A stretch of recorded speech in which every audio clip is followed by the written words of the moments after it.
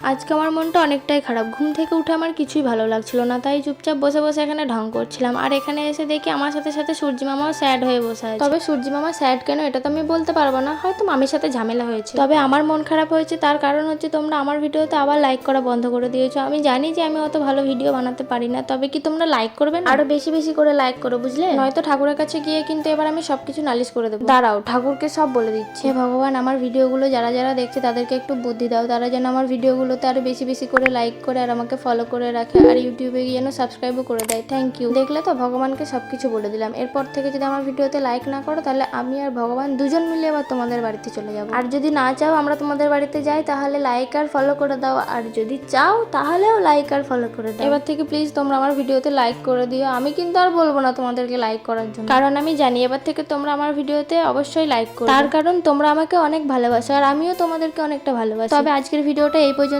আমি এবার ভিডিওটা এডিট করে নিই, আর আজকের আমার এই ভিডিওতে যারা যারা কমেন্ট করবে তাদের নামগুলো নেক্সট ভিডিওতে নেব। তবে দেখা হচ্ছে নেক্সট ভিডিওতে। Bye bye.